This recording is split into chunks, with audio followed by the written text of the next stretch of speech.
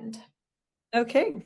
Hello, everyone. I'm Willow Uth. I'm from Putney Conservation Commission, and I'm joined here today with some other folks from the commission, Anne and Gino and Catherine. And we'll be talking about our tiny grant that we received in 2023, and specifically for tools and the application for removal of buckthorn. And let's get. So in considering our removing of buckthorn, we were looking at our site population evaluation, and we have a variety of sites around Putney that have a various invasive species, and the site that we were looking at using the tools is a recently donated piece of land that we'll be looking at. And we were considering our site's buckthorn population and what kind of mechanical or chemical approaches that we'd be using to remove them. And with the help of folks that we partnered with, we were able to come up with a mostly mechanical approach and focus in on the tools that we would use for that. And our site invasive population evaluation was assisted by SISMA, the Southeast Vermont Cooperative Invasive Species Management Association. Our relationship started when Rachel Cliche reached out to towns and contacting us about how she might help with invasive plant species, and our town manager, Karen Astley, connected her with Anne, and Anne and Rachel worked together to do a evaluation of invasive species on our conservation sites. And I believe this is we applied for a grant for the tiny grant. Mute. Sorry. Folks. Sorry, Will. Yeah, that's okay. Yeah, so we were doing a survey of our invasive species at that time, and specifically around glossy buckthorn on that site. And we found stiltgrass, which is a new species moving into this area. And because while Rachel found this on our walk, there was an interruption to our work with the tools for buckthorn. Rachel reached out to Mike Bald of Got Weeds, and member Gino and Mike worked to remove the stiltgrass and come up with some plans and start to learn more about stiltgrass populations and how they were being spread along the route there. And some of the ideas around working with the stiltgrass and its removal included plans to flame the stiltgrass along Route 5, but have been postponed because of fire safety concerns and traffic control, to work that out with the new fire chief in Vermont Transportation.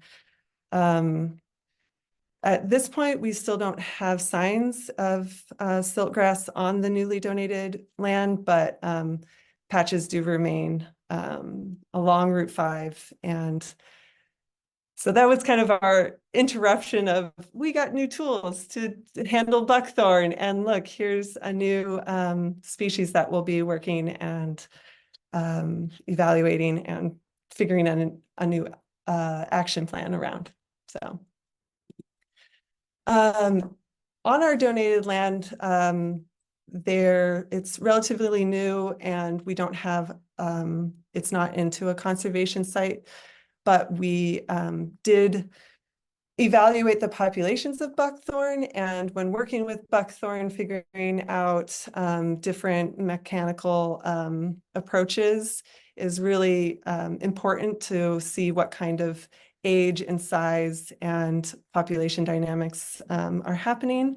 So we had 3 areas that we evaluated. One was a very heavy buckthorn infestation on top of a hill, which years ago was cleared for a house site and then abandoned.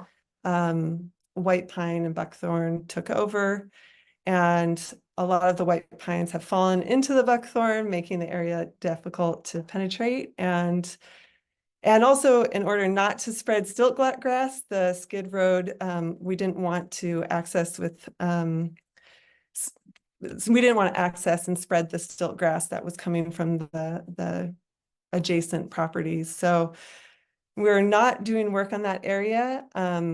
Another area, area 2, had a dense growth of small and medium buckthorn and a small stream that was around it. And the younger infestation was probably seeded by that larger hilltop buckthorn.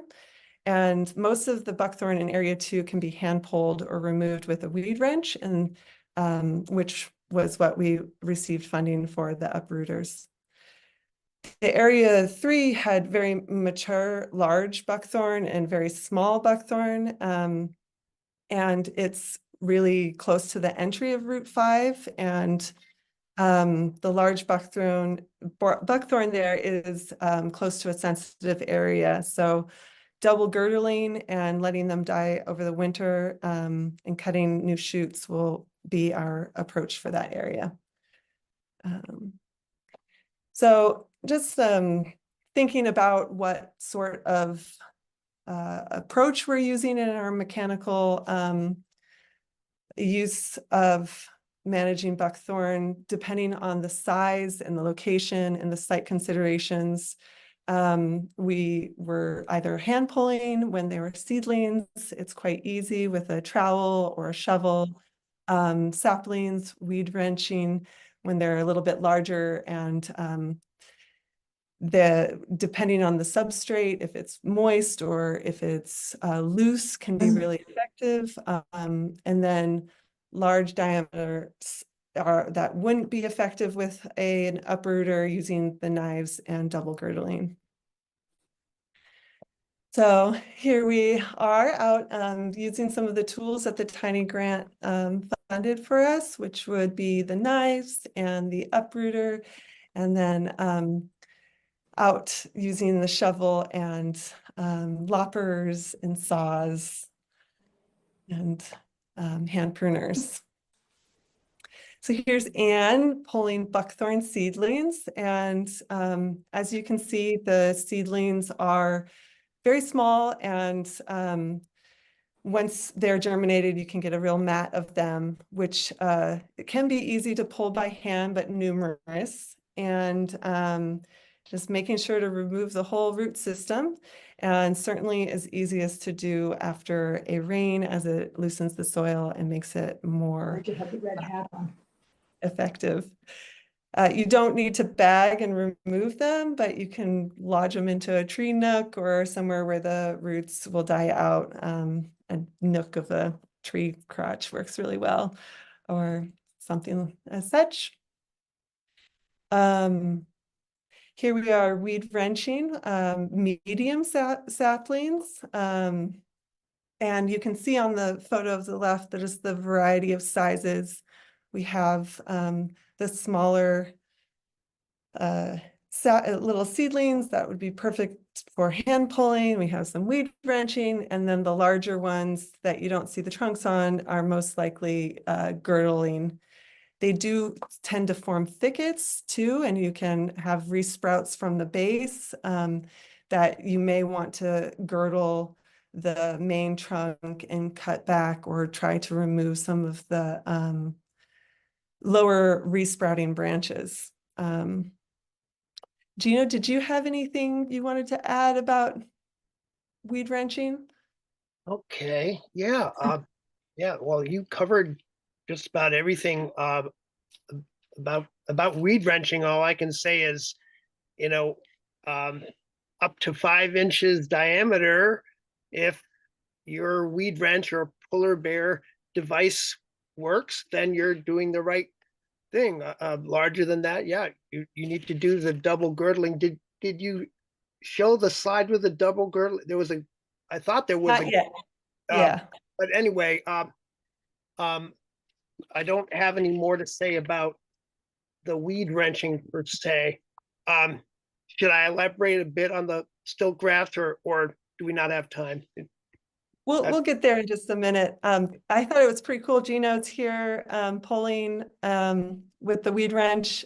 He had his own weed wrench to bring, as most often we are doing on our conservation sites, bringing our own tools, and had added an additional, I'll just go back for a second, an additional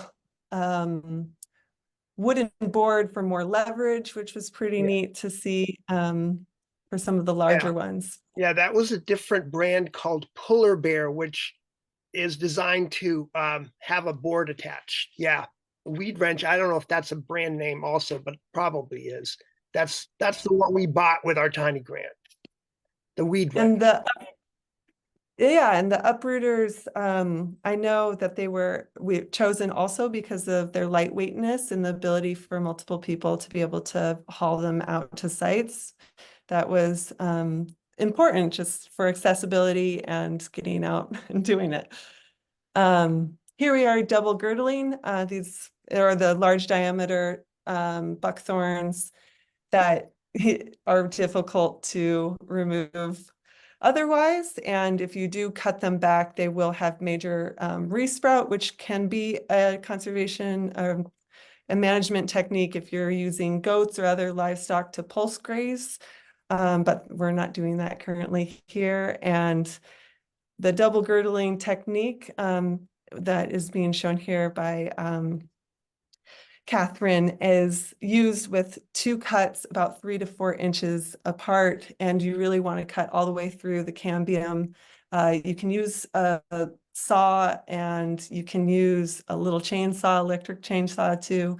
But the real important thing is to remove all of the material between those 2 cuts so that the nutrients aren't going down into the roots and revitalizing the plant.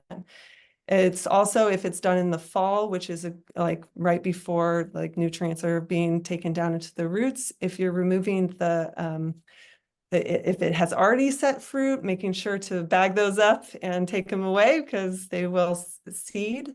And that can be a really effective way to control larger diameter non-shrubbing buckthorns.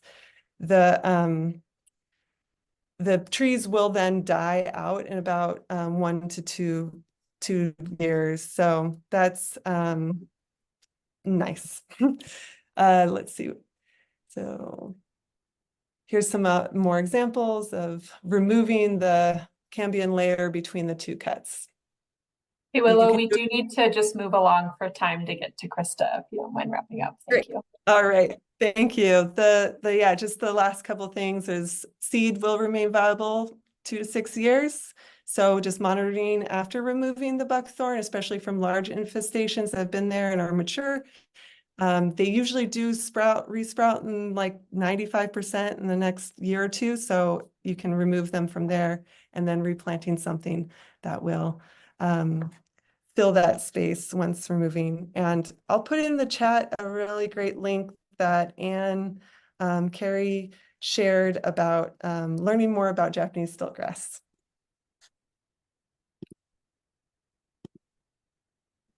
Great. Thanks so much, Willow and Gino and the whole team that's here today. Really fantastic to have you.